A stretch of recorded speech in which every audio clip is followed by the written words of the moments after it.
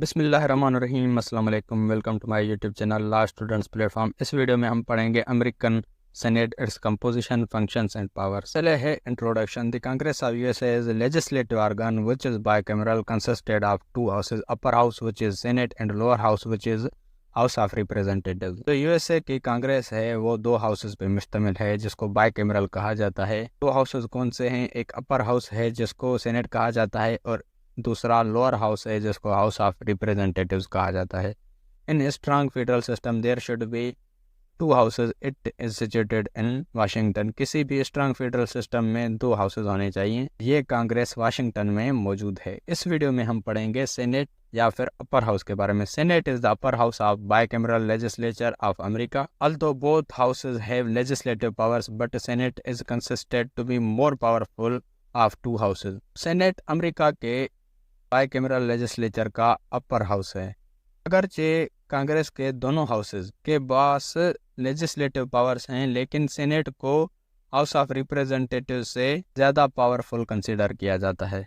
अब ये है अमेरिका की कांग्रेस। इसके राइट साइड पर हाउस ऑफ रिप्रेजेंटेटिव्स का हाउस है और इसके लेफ्ट साइड पर सेनेट का हाउस है। सबसे पहले composition of Senate. The composition and powers of Senate are established in article 1 of the US constitution.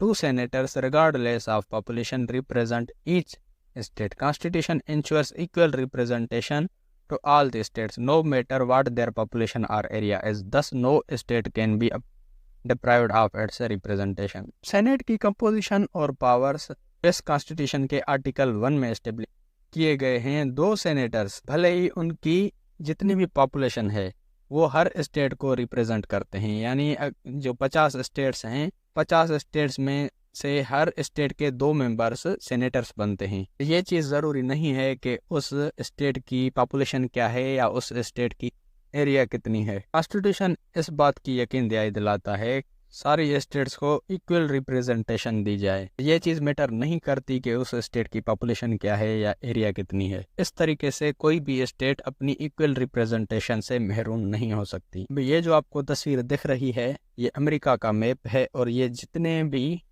आपको स्क्वायर्स वगैरह दिख रहे हैं ये स्टेट्स हैं। ये 50 स्टेट्स पे मुश्तमिल है। ये 50 स्टेट्स मिलके यूनाइटेड स्टेट ऑफ अमेरिका बनती हैं। दूसरा है qualifications of the member of senate. एक सेनेट के मेंबर्स की क्वालिफिकेशंस क्या होनी चाहिए? Article 1 section 3 of US constitution sets following qualifications for senators. Article 1 section 3 US constitution का सेनेटर्स की क्वालिफिकेशंस बताता है। सबसे पहले एक सेनेटर की कम से कम 30 साल उम्र होनी चाहिए और वो कम से कम 2 साल तक यूएस का सिटीजन होना चाहिए। वो उस स्टेट का भी इनहेबिटेंट होना चाहिए जिस स्टेट को वो रिप्रेजेंट कर रहा है। और मेंबरशिप के दौरान उस सेनेटर को यूएस गवर्नमेंट की तरफ से कोई भी सरकारी नौकरी नहीं होनी चाहिए। ये हैं qualifications of the members of Senate. Third number पर है election of senators. From 1789 to 1913 senators were appointed by legislatures by the states they represent। 1989 से लेकर 1913 तक जो सेनेटर्स अपॉइंट किए जाते थे वो स्टेट के जो लेजिस्लेचर्स थे, स्टेट में जो असेंबली होती थी, लेजिस्लेचर असेंबली, वो उनको इलेक्ट करती थी। लेकिन ये जो मेथड था ये पूरे तरीके से फेल हो गया। इस मेथड की वजह से जो करप्शन थी वो आम हो गई और जो पार्टी लीडर्स थे वही अपॉइंट किए जाते थे जो रिच थे या रिच खानदानों से ताल्लुक रखते थे।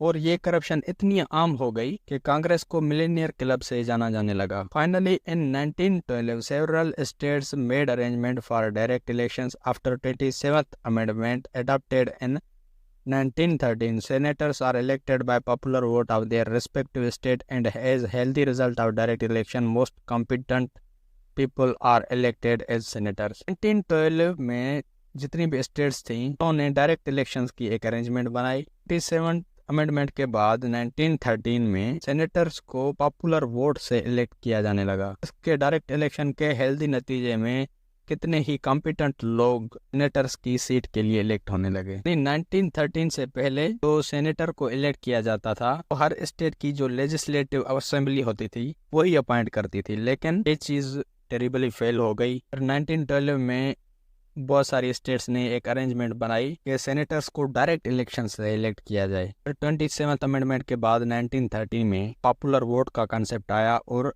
हर सेनेटर को उस स्टेट में वोट के जरिए इलेक्ट किया जाता था। इसके नतीजे में बहुत सारे कॉम्पिटेंट सेनेटर्स हाउस में इलेक्ट होके आते थे। 4th नंबर पर है tenure. Senate is permanent body and is not subject to dissolution. Senators are elected for the period of 6 years and 1/3 of them retire after every 2 years. Thus, every 2 years, new senators come into the House. Through this method, senators keep themselves well informed about the trends of changing public opinion and along the long term of the senators promote the stability in the legislative process. Senate है वो permanent body है और इसको dissolve नहीं किया जा सकता। अगर एक सेनेटर इलेक्ट होता है वो 6 साल तक इलेक्ट होता है, लेकिन सेनेटर्स का 1/3 हिस्सा हर 2 साल बाद रिटायर होता है और हर 2 साल बाद सेनेटर्स को का 1/3 हिस्सा दूसरा इलेक्ट किया जाता है। अब मिसाल के तौर पर एक सेनेट में 100 मेंबर्स हैं तो 1/3 हिस्सा है यानी 33 मेंबर्स को की जो इलेक्शन होगी वो 2 साल बाद होगी और इलेक्शन के बाद 33 मेंबर्स वो रिटायर हो जाएंगे और दूसरे 33 मेंबर्स आ जाएंगे। जो दूसरे 33 मेंबर्स आ गए वो 6 साल तक ही वहाँ होंगे, उनकी इलेक्शन 6 साल के बाद होगी। लेकिन उससे पहले जो हैं 66 जो उससे पहले मेंबर्स हैं उन 66 में से भी 33 मेंबर्स की दोबारा इलेक्शन होगी। तो इससे फ़ायदा क्या होता है कि एक नया सेनेटर इलेक्ट होके आता है, वो जो ऑलरेडी वहाँ पर सेनेटर 66 मौजूद हैं उनसे वो कुछ सीखता है। वो ऑलरेडी एक वेल एक्सपीरियंस्ड होते हैं वहाँ पर जो मौजूद होते हैं और वेल इन्फॉर्म्ड होते हैं अबाउट चेंजिंग पब्लिक ओपिनियन। जो सेनेट है वो डिसॉल्व नहीं हो सकती। एक सेनेटर जो एक बार इलेक्ट हो गया वो 6 साल तक वहाँ सेनेटर रहता है, लेकिन सेनेट में हर 2 साल के बाद इलेक्शंस होती हैं 1/3 हिस्से की। 1/3 जो सेनेटर्स हैं उनको रिटायर किया जाता है और दूसरे 1/3 सेनेटर्स को इलेक्ट किया जाता है। 5th है privileges. Senators enjoy lot of privileges, few of them are as follows. जो सेनेटर्स हैं उनको बहुत सारी प्रिविलेजेस से नवाजा जाता है, वो बहुत सारे प्रिविलेजेस को एंजॉय करते हैं। कुछ नीचे दी गई हैं मेन। सबसे पहला है जो सेनेटर है उसको इम्पीचमेंट के जरिए रिमूव नहीं किया जा सकता। दूसरा है सेशन के दौरान एक सेनेटर को अरेस्ट नहीं किया जा सकता, लेकिन अगर उन्होंने कोई बगावत की है या ग्रास मिसकंडक्ट की है या पब्लिक पीस को वायलेट किया है फिर उनको अरेस्ट किया जा सकता है, अदरवाइज नहीं। 3rd नंबर पर है एक सेनेटर को किसी भी कोर्ट ऑफ लॉ में क्वेश्चन नहीं किया जा सकता इस बात के लिए जो बात उसने हाउस के फ्लोर पर कही हो, क्योंकि उसको फ्रीडम ऑफ एक्सप्रेशन हासिल है। वो अगर कोई भी अपने ओपिनियन को एक्सप्रेस करता है हाउस के फ्लोर पे, उसको उस ओपिनियन के लिए किसी भी कोर्ट ऑफ लॉ में क्वेश्चन नहीं किया जा सकता। 4th है जो सेनेटर्स हैं as compare to house of representatives, senators को ज्यादा फ्रीडम हासिल है, फ्रीडम ऑफ थॉट भी और फ्रीडम ऑफ एक्शन भी। 5th है in order to obstruct an undesired bill they can make long speeches, this technique is known as filibustering. किसी भी अनडिजायर बिल को ऑब्स्ट्रक्ट करने के लिए, यानी कोई भी अगर बिल पास होके आया है प्रेसिडेंट की तरफ से या फिर हाउस ऑफ रिप्रेजेंटेटिव्स की तरफ से, उस बिल के लिए वो लॉन्ग स्पीचेस को डिलीवर कर सकते हैं और इस टेक्निक को फिलिबस्टरिंग कहा जाता है। 6th नंबर पर है कि उन सेनेटर्स को फुल और रेगुलर सैलरीज मिलती हैं और उसके साथ साथ अलाउंसेस भी उनको दिए जाते हैं। इन फीचर्स को याद करने की एक ट्रिक मैं आपको बताता हूं जो मैंने भी इस्तेमाल की थी एग्जाम्स में। वो ये है, फीचर है कंपोजिशन, दूसरा है क्वालिफिकेशन, तीसरा है इलेक्शन। एक ही रिदम में आप ले सकते हो कंपोजिशन, क्वालिफिकेशन, इलेक्शन। इन फीचर्स तो ये हो गए, 2 आप और ऐड कर दो, टेन्योर और प्रिविलेज और स्ट्रक्चर। अब 6th पर है structure of senate. Senate is organised in the following scheme. Senate की स्ट्रक्चर क्या है? सबसे पहले है presiding officer. Vice president of USA is the presiding officer of Senate as chairman in Pakistan. In spite of exalted position, vice president has little role to play, he can not make speeches and can not participate in debates. अब जो presiding officer है, USA का जो vice president है वो senate का presiding officer होता है।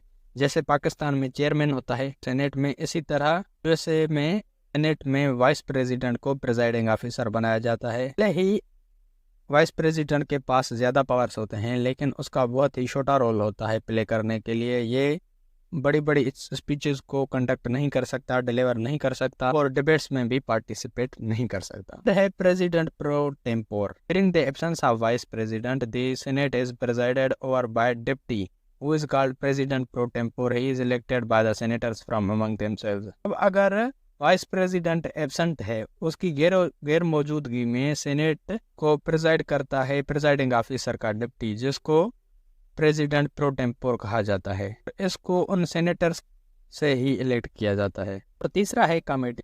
Senate is divided into small committees which do most of work, where each committee is allotted a specific function that it has to perform. For example, finance, defense, education, health, coordination committees. Senate को मुख्तलिफ small committees में divide किया गया है। यहाँ पर हर एक committee अपना स्पेसिफिक फंक्शन परफॉर्म करती है, तो उसको करना है। मिसाल के तौर पर जैसे फिनांस कमेटी है, वो फिनेंशियल अफेयर्स को डील करती है। इसी तरह defence committee, education committee, health committee, coordination committee. तो इसी तरह सेनेट को स्मॉल कमेटीज में डिवाइड किया गया है जो most of the work perform करती हैं। हर एक कमेटी को अपना स्पेसिफिक वर्क सौंपा गया है। The committee system began in 1789 when the members found themselves to be bogged down by debates.